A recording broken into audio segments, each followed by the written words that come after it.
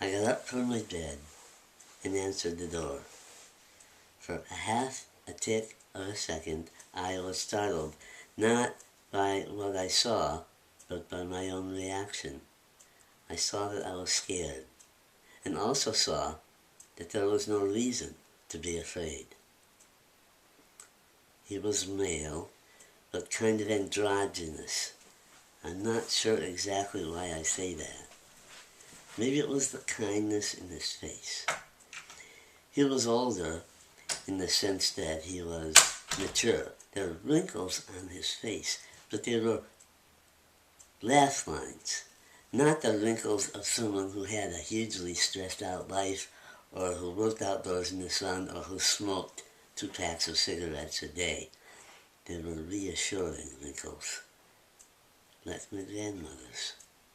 They showed a life experience that had been mellowing, not fear-inducing. He had such a great face. The other thing about my fear was that I recognized it was the kind you get before you go on a roller coaster ride. You know you're going to be frightened, but it's familiar, dealable with fear. I was not afraid of my own fear. I even found it exciting somehow.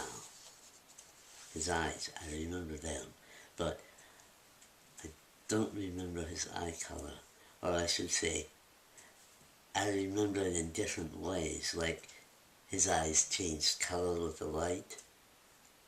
He stood there, at one with himself, looking at me with love, the deep, affectionate love of a long-time spouse, a parent, someone who had known me and all my faults and strengths, and valued me, loved me deeply. I realized that it wasn't his eyes. They did show love, but it was more his magnetism, a magnetic field of some sort that he seemed to generate. I felt it in my whole body, mostly in the pit of my stomach. I say magnetic because there was some kind of connection or pull or attraction. There was also warmth. There was more to it, but I don't have the words. I think I tried to describe his eyes because of all of those paintings of Jesus that had eyes that followed you around the room, but those always seem more like the eyes of a paranoid schizophrenic. I don't remember what he wore. I remember a sense of it being drapey and light-colored. There was something behind him, something bright and luminous and glimmering. It wasn't solid. I couldn't focus on it, so I thought it must be some illusion or like light reflected off water, so I just ignored it.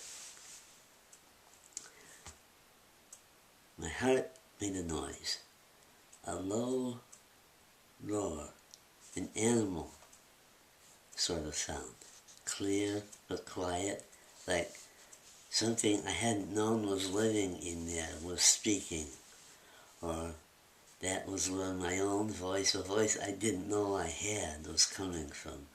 I don't have anything to compare it to, really. Then my heart melted open instantaneously, and sweet tears came into my eyes. I knew then that he was the angel of death. What was glimmering behind him was his wings, which were not made of feathers, but of something else. My first thought, after the feelings of love, was that I was not going to need my to-do list anymore. That brought me immense joy. I felt a lifetime of burdens and responsibility slip away. Gone, gone, gone, just like that. Then I felt like I wanted to take my clothes off. Then I wondered whether I should bring my address book. I worried briefly that this was a return of those feelings of responsibility, but somehow the angel of death let me know, I don't know how, I think it was the magnetic stuff again, that this was a feeling of the heart on my part, that I wanted to reach my loved ones and let them know how great I felt. I enjoyed the reassuring feeling, and I loved the fact that the angel of death was right there for me. I understood then that his job was to be a loving help, that I didn't need to worry about what was going to happen. I laughed inside myself. I wanted to tell the angel of death about how I always felt I would die either in a car or on the toilet. If I died in the car, Laurie and Ellen would get insurance money. If I died on the toilet, they would not have to clean up when my anal sphincter relaxed as I died. Either death would be a thoughtful one.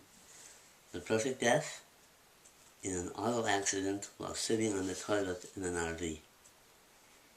The angel of death did not laugh at me or with me. He was not into toilet humor, but he did appreciate me, and he was glad that I had a good attitude and a sense of humor in the face of death. I wondered what I was supposed to do. Then my whole life came to me. Not in a movie. My life appeared as a feeling that hung there in front of me. I was being judged, but I was doing the judging, me. I felt all that anxiety and fear and wanting to do the right thing from all during my life, all packed into 1 second, being held in front of me. It's funny, I didn't remember any physical pain. Then it fell away. Then perfect calmness came. It started in the pit of my stomach and came up through my heart into my brain. And I started rocking gently. Oh, that reassurance, oh my God. It was irresistible. I died of reassurance. It was the cause of my death, not the vascular malformation.